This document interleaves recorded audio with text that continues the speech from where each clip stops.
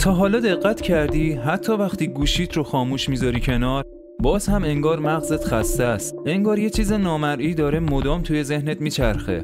یه حس عجیب که میگه یه چیزی رو چک کن، شاید خبری باشه، شاید پیام اومده.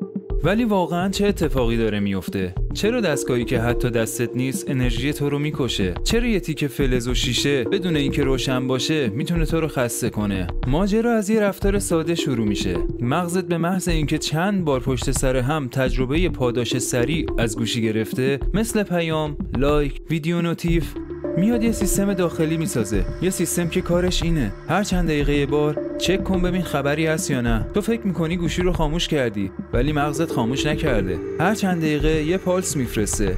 آیا الان باید گوشی رو بردارم؟ آیا چیزی رو از دست دادم؟ اگه نوتیف اومده باشه چی؟ این پالس ها یه جوری انرژی سوزی هستن، مثل اینکه موتور یه ماشین خاموش باشه ولی هر چند دقیقه یه بار یه استارت بخوره و یه چرخی باهاش بزنی.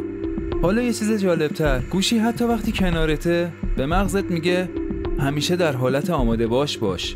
یعنی مغزت هیچ وقت کامل نمیره روی حالت استراحت، نه کامل تمرکز میکنه نه کامل خاموش میشه. تو در طول روز شاید 200 بار این نیم استارت ها رو بزنی بدون اینکه حتی بفهمی. برای همین که وقتی میگی امروز اصلا گوشی استفاده نکردم، باز هم عصر خسته ای، چون مغزت در حالت انتظار مونده. انتظار یه پیام، انتظار خبر، انتظار چیزی که معلوم نیست چیه ولی مغز فکر میکنه مهمه. یه مثال ساده، وقتی منتظر زنگ در هستی کامل نمیری استراحت کنی، گوشت تیز میشه.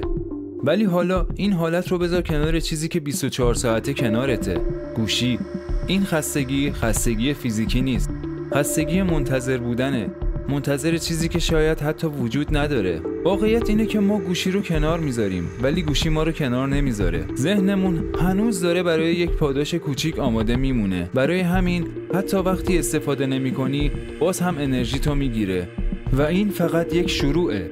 ما اینجا رازهای پنهان جهان رو از نگاه علم باز میکنیم تا هر بار یک لایه تازه از واقعیت رو بفهمیم. پس در این مسیر با من همراه باشید.